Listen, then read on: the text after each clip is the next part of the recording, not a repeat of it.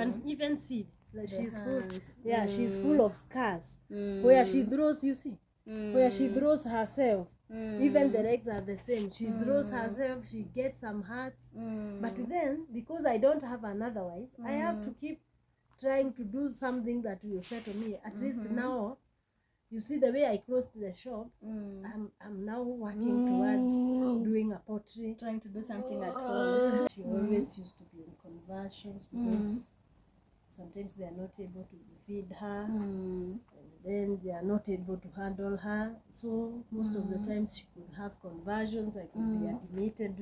Didn't even used to go to church. Those days I was just preparing to die. I was telling God I want to be sanctified and taken to heaven with my children. I was already very depressed. What's up, friends, and welcome to today's video. So on today's video, we are going to do things a little bit different in this channel today, and trust me, this is just but the beginning of more videos like this in this channel, because with your help, guys, I believe we can do wonders. And even before we start the video, I'd like you to subscribe to my YouTube channel. If you are watching and you have not yet subscribed, please subscribe, share my content, comment on my videos, and click the notification bell so that anytime I upload a video, you'll be notified that Wangari Kashi has uploaded a video and you're going to enjoy watching my content. So today's video has been inspired because I've seen how God can use people to change your life. My mom relocated like 3 years ago. She went to be with my sister. My sister was quite unwell, and my mom had to travel to go and be with her so that she can take care of her. And when she reached there, she found a family, the Christ Covenant Church. They really helped her. They really came through for her. They made sure she had a place to stay. Everything they needed was well taken care of. Like, she had nothing to worry about. That even also helped us when we were here at home, knowing that mom and my sister, they are good, like they have nothing to worry about. That also helped us quite a lot. And I'd like to thank each and every one of them who helped my mom. Pastor Paul, Winfred, Charity, just but a few to mention. So guys, and this is a seed I'm planting through this because of that. And I believe, guys, we can change more and more people's life. And this is just but the beginning of it. So enjoy watching this video, and remember again, subscribe, like my content, and share my content. Okay guys, we are in Naivasha today. We have come all the way from Nairobi to Naivasha. We have come to visit our sister. I knew her through my mom. That is why I call her my sister. Yeah, and we met in church. That is where we got even to know each other more. Yeah, she's called Beatrice. She's going to briefly introduce herself so that we can continue. We are with Jemima, and we're also going to know Jemima more as we go on with the video. Hi everyone, my name's Beatrice Mwangi. I'm Mama Jemima in Manasseh, and I came to know these girls through their mom. I remember I was coming from clinic from Kikuyu, and when I entered the vehicle, I used to carry my children. Both of them were very small when we separated with the father, and none of them was in school. So I used to carry them, one at the back, the other one in front. And when I entered the matatu at Odero, that is where I got them, a woman inside, and she requested me to help me one of the children. So I gave her my boy, and she held her well until we traveled to Naivasha. And when I was about to alight, she alighted, and I realized later after knowing her that that was not her stage. She only alighted to know me more, and she invited me in church, where she was fellowshipping in Word of Faith. And though I was so depressed that time, I didn't even used to go to church. Those days I was just preparing to die. I was telling God I want to be sanctified and taken to heaven with my children. I was already very depressed and tired of life. Yeah, I was 2 years since we had separated with the father. I was I was now taking care of my children alone. And I had also come from Nairobi, and life in Naivasha was very new. I didn't even know how to relate with the environment.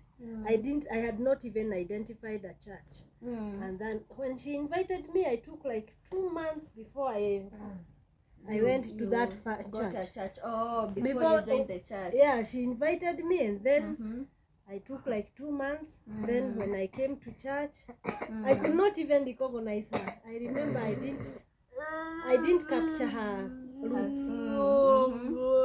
So, but somehow I felt that I had connected with her heart, and so I was contemplating. She gave me her contacts, and so when I was ready to look for that church, I went. And I was welcomed so well by the church members, and that's how I joined the church. And since 2014 until now, we are still very great friends. And I can say that in Naivasha, if there is if there is someone who was used to kind of heal my heart, it's the mother to this girl. And Mama Caro, I don't know whether and when I will ever be in a position to repay her. And so through her, I also now got to know the other women in church. And I have had good friends in that church. I've been there, and yeah, they have given me spiritual support. They have given me the financial support as they could. And I bless God to this far. Yes. And you can see tukona Jemima hapa. Tell us more about Jemima. Now when we connected with your mother, Jemima, I think Jemima became her greater friend than everyone of us. In fact, when I know you also know that whenever Mom was allowed, I never used to get bothered of coming to church with Jemima, because I always knew that whenever I come to church, where I could always know that Mom is there, I used to come and tie her and give her to her. She used to sing holding her and do everything holding her, and I never used to get stressed. So Jemima was born in 2008, and she kind of I had prolonged labor, and so that is where the journey began. Yeah, now that's where the journey began. And in 2012 November, the father got tired. So from 2008 December, we got this beautiful girl. Then in 2010 December again, I got the brother. But somehow the father was not happy about the whole thing. He wanted us to take care of Jemima until she gets well. And so when the boy came, it wasn't easy for him, and it's kind of, he felt he cannot bear the weight. Also, the divorce came after Manasseh. Yes, after Manasseh was almost 2 years. He was not yet 2 years, but he was almost. Yeah. So you noticed the problem with Jemima immediately? Yeah, on the third day, okay, she did not cry after birth. And she was put in some machines where I could only hear sounds until when she cried after an hour or so. And that's when now, and when she cried, that is when they brought her to me.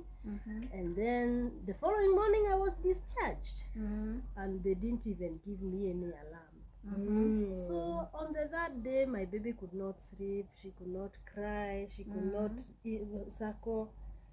So you see, she was not suckling, she was not sleeping, she was not crying. So it alerted me, because I had a lot of pain because of milk. So that's when I called my neighbor. I sent the man who was taking care of me in my house to my neighbor. My good neighbor came, and she had a visiting co-wife who they came with, and the co-wife happened to be a nurse. So when they came, they took the child outside, and the nurse said, "This is jaundice." My baby was completely yellow. Also, they first thought it was jaundice. the nurse exclaimed it was jaundice immediately. Yeah, and so they said that this was an emergency. So I went back to the hospital where I had delivered her. And when they saw her, they just gave her an injection. Then we were told to rush to Kenyatta. It was an emergency. Yeah. Mom, relax. So it was an emergency. So and when you reached to Kenyatta, how long did you take to be taken care of? In fact, when we got to Kenyatta, it was by 8 because of the Nairobi jams. We were coming from Gong. So when we got to Kenyatta, when the doctors examined her, they said that this was an emergency. So they were trying to get some blood samples, but the needle to get the samples, the syringe, was not able to do until they tied her and got the samples. Then we were rushed to clinic. We were rushed to Ward 4D.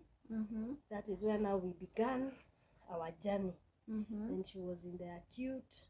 They did the blood exchange that night. And from there she was in acute. They had said, in fact, they had said that she did not manage. They had said she had succumbed. And she was full of pipes. So I pleaded with them, kindly, let me remain with her for 3 days. And so for those 3 days in acute, I was on my knees. She was not doing. She didn't have anything. No, she was. No, they had she was even not responding. They had even said that she's no more. But then I requested them not to take any pipes out. So because she had the feeding pipe, she had the oxygen. They had used the umbilical cord to do the transfusion. There is something they had put that is called 3A. So that's what they used, and they confirmed it was jaundice at that time. Yeah. So it was they meant that the blood had to be exchanged. It was completely to be exchanged. So in the process of exchanging, blood transfusion. In the process of transfusion, that is when they said that she had succumbed to jaundice. Yes. But then after I pleaded with them, they accepted to give me those 3 days, and on the 3rd day she excreted. In fact, I didn't used to go out even for toilet. I had fears. She's happy. She's so happy to have some visitors. She's a very happy girl, in fact. I have recently called her Makena. Yeah, we had just had that conversation. Yeah, she's changing her baby's name to Makena. Hey, she's growing strong every day. So that is how this journey began. And up to now, we are in 14 and a half years now. She's 14 years. She's turning 15 on the 2nd of December. Yeah, okay. Yeah, but she has not been able to hold her neck. She hasn't been able to sit, but we are now able to attend therapy. God is faithful. Nowadays we are attending therapy because the Lord has been faithful and He has seen us. He has seen us through thick and thin. Okay. And for how many days do you go for therapy in a week? I go on Tuesdays and Thursdays. Do they charge you or what is the program? Okay, per session is 1,500, but then if you get a well-wisher, they paid for you. Okay. Now we have left from the hospital. See? Okay, when they were discharging me from Kenyatta Hospital, they just told me, they told us with the father that our child will have delayed milestone because of the process she has gone through. So they didn't also tell you. They didn't break the news that it was cerebral palsy. Although even if they could have said it, I didn't know anything like that. You didn't know anything about it. Yes. So now on the month of September, that is when now I knew. On the month of when she was turning 9 months. That's when now we understood that she had brain That damage. was so long. Brain damage, but they were giving us clinics, they were giving us therapies, but you see the initial name was delayed milestone. And so on the 9th month, that is when we knew she had brain damage, which had now brought the cerebral palsy, which we also had to, we are learning up to date. Yeah, even today. It is a new day every day. Yes. It is a learning lesson every day. Yeah, so cerebral palsy is something that you learn every day, and I understand it also differs from the part of the brain that has been damaged. So it has been a journey, and it has not been an easy one. Yes. What are some of the challenges you have gone through in Let this journey? Let me say, like, when I met your mom, I was very new here in Naivasha. I didn't even know where to begin and who to talk to about anything. And as I've told you, I think I had lost hope. I didn't used to go to church. I was trying to look for anything that can give me some joy.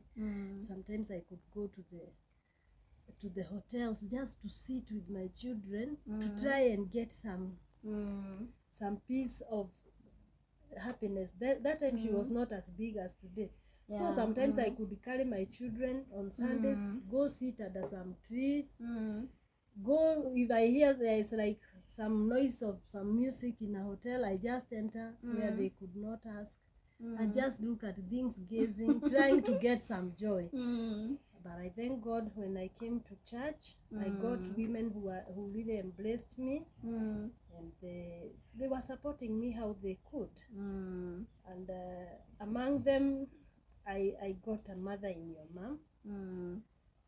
And actually, I know for sure when she was allowed, before she left here, I had a home. And I had a, even if there is not much that could be done, I had some moral support. Sometimes she could just leave her good, beautiful home and come to my Mabati house just to be there for some emotional support. And she really used, in fact, since she left, I had some vacuum until now. I was able to build up on some other sisters that were close. But for some time I had a vacuum.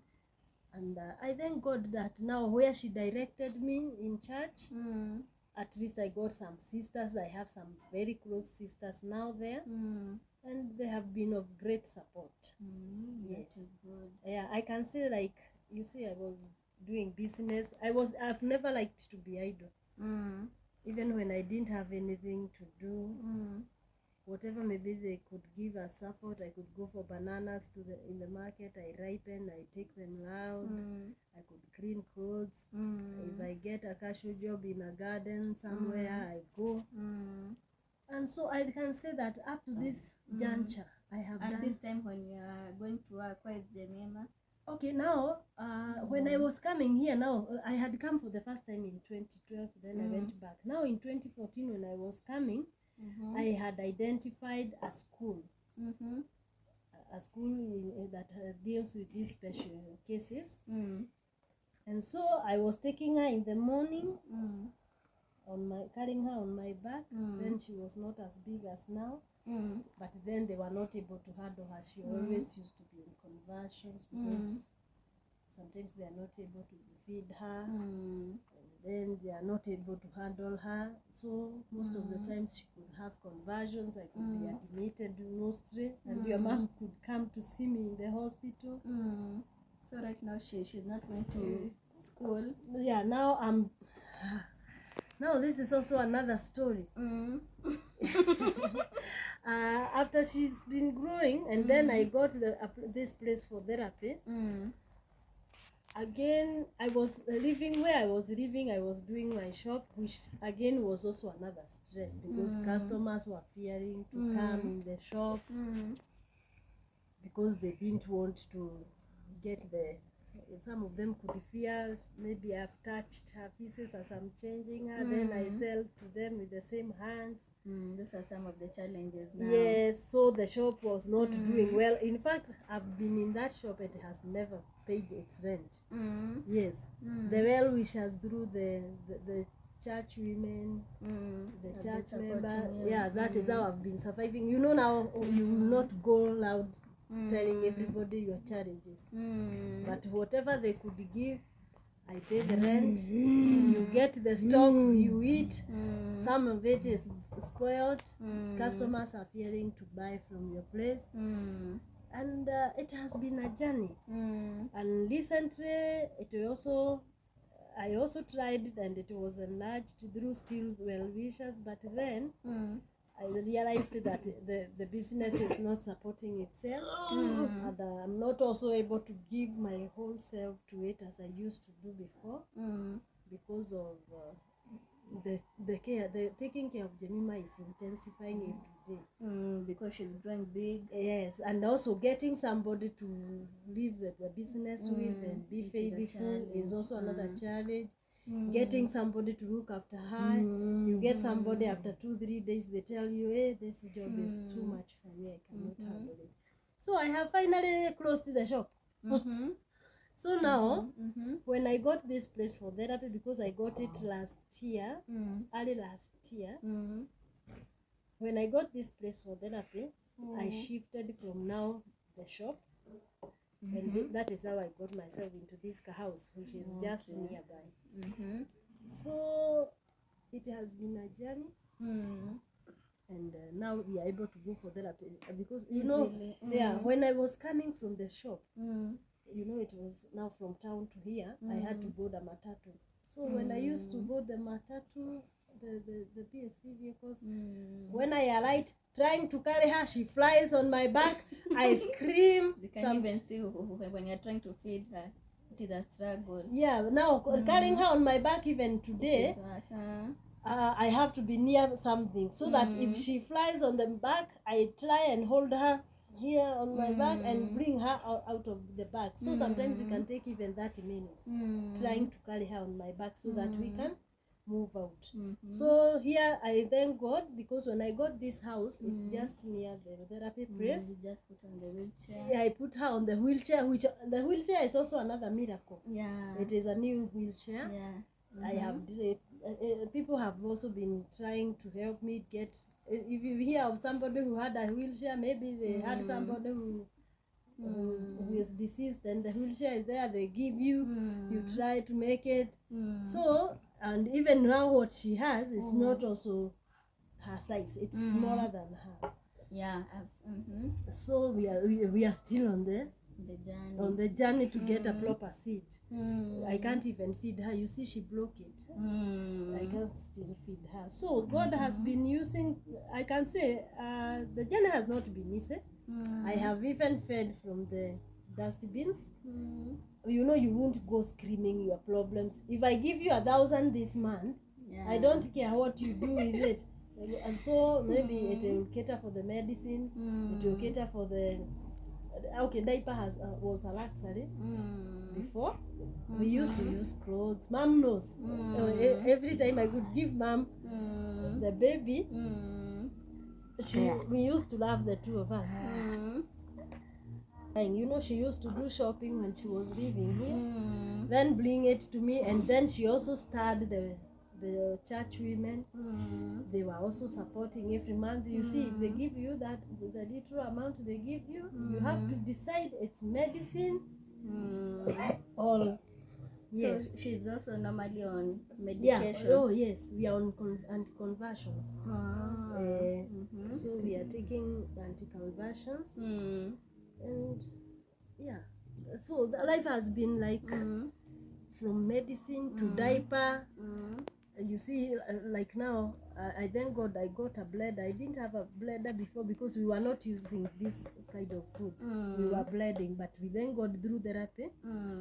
She has also increased her swallowing So the therapy sessions have been helping. Yes, a lot. yes, because she's now able. We used to take things that are as light as yogurt, but now we thank God, therapy is really working for her. And you see now, when I closed the shop, I came here.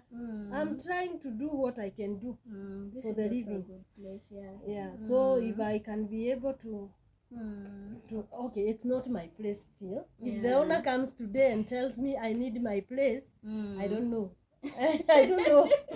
So I think if I got a place that I can call my own, then maybe if I do those chicken constructions, I'm not afraid that the owner might come and ask me to move. So I'm looking forward to working hard, and also by the help of God and God's people, to be in a position to be in my own place. Yeah, and to expand the pottery business. Yes, because now the shop has become, you see, I was even doing some repairs, I was sewing some clothes.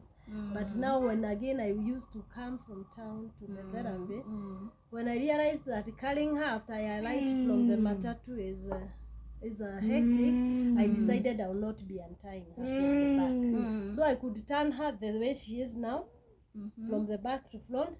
Then the knot sits here again. My heart became numb. I used to hold the spoon like this and it falls without my notice, because I'm also on therapy.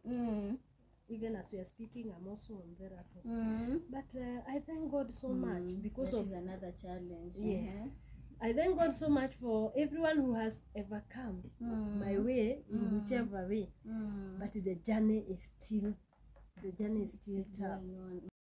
So on a day, tell us how your day is from morning to evening with Jemima, Manasseh, your family. Okay. My days are not so organized, especially because of there's something that I'm really still trying to work. I'm even inquiring from the physicians fraternity, from the medical fraternity, what can really be done, because our programs are not disciplined, especially with the Jemima, because when she sleeps, sometimes she'll not go to bed and sleep immediately. She will be playing, drawing her feet, and by the way, she doesn't sleep on a normal bed. Her bed is covered now that So that she doesn't fall. Yeah, she used to fall a lot. When I go to clean clothes, by the time I'm coming down, I can't even hear her. She has cried under the bed and she's gotten tired. So it's just like dealing with a toddler. Yeah, no, a toddler is better because they may not roll and so I could I leave her on bed. By the time I'm coming, and you see, I've tried so many jobs. I've tried even to go to the market with her. I've tried to ripen the bananas when I see customers are not willing to buy from a shop with a special child. You see, even you living, can't leave her at home at the same time. Yeah, I can't leave her all the hours. You know, life is not just about looking after her. She needs to eat, and the brother needs fees and the uniforms and the like. Yeah, so because he's in school, he's the normal child. So sometimes I close her in the house, and by the time I'm coming back, she is hurt. You can even see that she's full. Yeah, she's full of scars. Where she throws, you see, where she throws herself. Even the legs are the same. She throws herself, she gets some hurts. But then, because I don't have another wife, I have to keep trying to do something that will settle me. At least now, you see the way I closed the shop, I'm now working towards doing a pottery. Trying to do something at home. Yeah, so that I can maximize my time with her. And still be able to do something to get an income. Yes, so now, and you understand, this is somebody's compound. Even if I try those things, I still have some fears. Yeah. If the owner comes and asks, if now I got chicken, and then the owner comes and tells me, I need you to evacuate from my place. Again, there are those fears, you see, and then I'm like, if I am able to do that chicken thing, and then God blesses it, it will be fruitful, and then I get my own place, then that is how. And you see, also this chicken needs feeds. Yeah, so all allowed. So you need, all allowed. You it find is a normal business. Yeah, so being with Jemima, is, I would say that no cross is too heavier than the task is equally, but it's not easy. Although it's not heavier than the owner. So if she doesn't sleep at night, in the morning I have to wake up. Normally, even if you because have had if a sleepless night. And now the brother goes to school. Like right now, here we are. I didn't transfer her from where we were when I was coming for therapy here, where I closed the shop. So what happens? The brother goes to school. He uses a matatu. He uses the public means. So you see, again, I need to have some cash every day for fare. For fare. So I can see this far.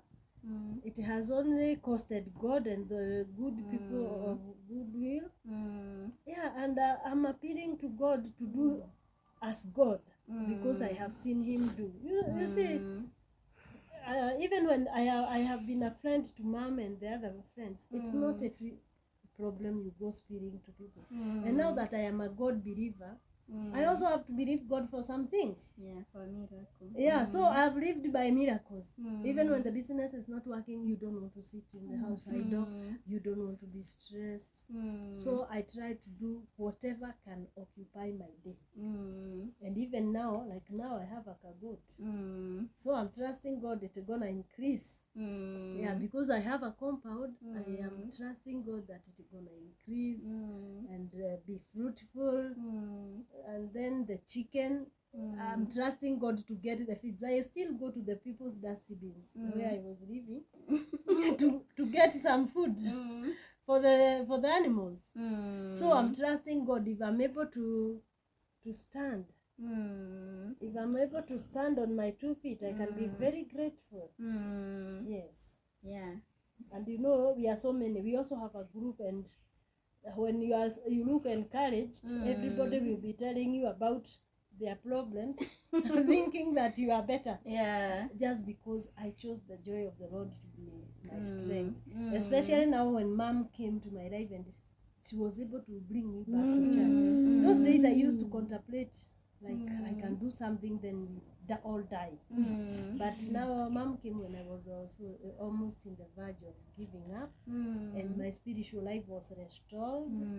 And since then I've been able to continue. You know, like now when I was coming to Naivasha, I had come from a Christian fraternity. And now, sometimes as a human being, you will sit and like, I used to have some brethren, we used to fellowship together. They don't mind how I live.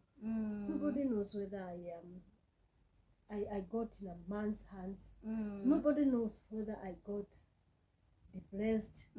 So I used to feel like I don't want to do anything with the church. But now when Mom came, she was able to restore me. And that is now when I got back to church. And these women also, the way they were doing, the support they were giving me, again, you will not keep telling people your problems. So you have to keep trusting God. If I give you 1,000 or 2,000 in a month, you have a house you are paying, maybe more than 3,000. You have medication you are taking more than 3,000. You have the therapist and the bus fare, all this, and the school fees for the child. You see, if you are given 2,000, you will not keep telling people these are my problems. And so I've seen God progressively blessing me and giving Jemima friends. And I can say I'm living through well wishers now. Even if you bring me a packet of flour, I push that day, then I wait for tomorrow. I'm learning to live like a bird. Yes. Until I'll be able to stand. Yes. So what else can you tell a person going through the same problem as you? Okay, we have a big group of especially now our group is of the parents who has cerebral palsy children, and most of them look at me and they think I'm okay because I'm always smiling, I'm always encouraging them, I'm always telling them that there is some light at the end of the tunnel. What I can tell them is that fix your faith unto God. And also, let not your hope dim. Do not let your hope diminish, especially when you have so many problems. As I've told you, even when we were with mom, sometimes she could do shopping for me, but I've never at any given time told her I don't have this or that. We used to laugh because I could tell Jemima she's a witness, and I know she also had her own charities, but we were good friends. But actually our hearts were connecting. She could hold Jemima in church like this because I could tie her with the clothes, then papers, then another cloth on top so that the paper cannot make noise. So we could step on each other, and she could hold her, and then we laugh. And because you don't have anything else to do. If this well-wishers, like now the church women, gives me 2,000, will I run for diaper or for food?